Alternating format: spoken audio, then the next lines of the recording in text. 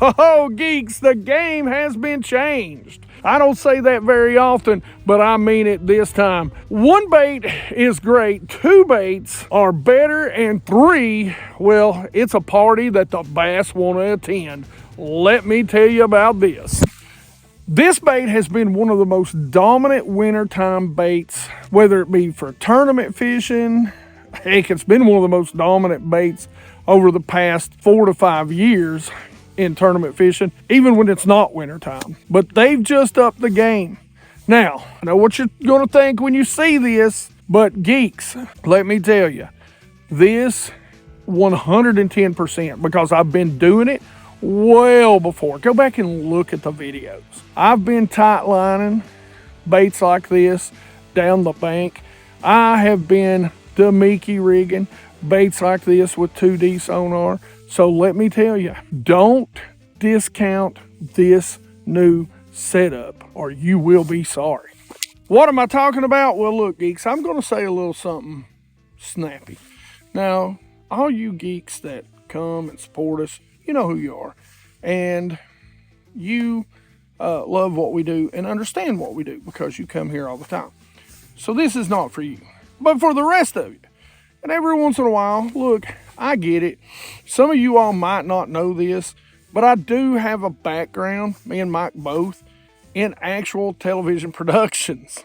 So things may come off because, believe it or not, I used to do play-by-play for local sports. Hence why I can break out into the, hey, ladies and gentlemen, this is Hank Rogers and we're out here today.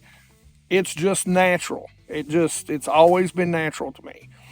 So forgive me if we can sound a little commercial because, I mean, it's just my damn voice. It's just how it is. I can sit here and be blah and stare at the camera and do absolutely no editing so that it doesn't look like a commercial. Or I can make videos that I feel like are entertaining and look good. And for all of you non-geeks or anyone who says that we're just trying to sell you something, we're not sponsored by anybody in this video.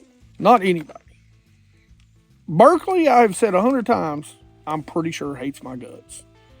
So this is something that's cool. We got videos on finishers, on all kinds of Berkeley stuff, and all kinds of other people's stuff. We just did a video talking about some cool A-rigs that we have no allegiance with these people. So we just make videos about a bait, a specific time of year that we like to use them and we think are flipping cool. And this is pretty flipping cool. Now, let me get off my soapbox and quit my belly aching. Let's talk about this damn thing, all right? All right.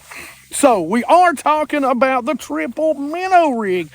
You guys seen this in an unboxing a little while back. Really cool Tackle Warehouse unboxing, kind of loaded up on some baits. I will leave a link at the end of the video so you can watch that video. Make sure you stay to the end because I'm telling you, there's some cool jerk baits. There's a lot of cool winter baits in that. This is one of them, and whether you're tight lining it down the bank or whether you're using forward facing sonar, this is a rig that has really intrigued me. I picked up 2 of them. This one I've already been playing with, and you can open it up, but you're not going to see a whole lot because it's super clear. So you're not really going to tell much about what's there. Now, one of you geeks did ask me if you could put weighted heads or hooks on each side. Unfortunately, I don't see a way of doing that. Now, you might be able to take the wire and kind of work it out, but I'll show you why. But before we get started today, I'm going to share with you in this video how to rig this rod, reel, and line setup that I like to use for it, the locations that I target, whether it be with or without forward facing sonar, and the retrieves that are going to catch you more bass with it. All right, let's take this out of the box and get it rigged up. All right, so let's take this out of the box. Now, I will tell you again, there are other versions of this. pack, I just got the triple rig, but there's other versions of this that come with minnows and everything. It's pretty neat because it comes with, if I can get one out here, it actually comes with 3 of these, which is your main line, where you're going to run your main line through. And we're going to talk about, how we're going to rig this up. But you can see already, this is kind of molded, and I don't know if that's epoxied in, but I don't see a way unless you take the wire, bend it out, and cut it. And I don't know that I would trust that thin little wire to be able to put another jig head on. Now, you could snip that off and somehow rig on something else, but to be honest with you, I haven't thought that far through yet. So right now, let's just get this rigged up. So what you do is you run it through this is like a stopper. It's got a little wedge to it, so once you slide it into this hole, it's going to pinch down. You'll take and just slide that tubing through. Now don't pinch down yet, because now you're going to take your line, and this might be hard to see, but you're going to thread it down and through this little tube until it comes out the other side. We're going to pull out a little bit so we can tie the knot, and then you just push it down pretty firmly into that. So we're going to leave that out a little bit. We're going to get our head, and the baits we're going to be using today, this is the thread fin. This is the Live Tricks 3-inch from BassGeek. Good looking little baits, a lot of thread fin in here. Like the purple, smallmouth like the purple. So I'm gonna pull 3 of these out. Try not to tear them. And so basically what you do is you got your little spring. You're gonna load that up. Get it up there nice and straight. Like that. We'll go ahead and do the other side. Again, right through the middle.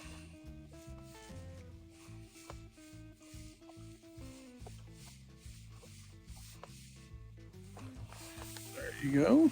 So you got the 2 outside. Now we're going to tie our jig head on. We're just going to tie a pit seam knot on here. Going to wrap it around about 5 times. We'll go through that top loop, cinch it down.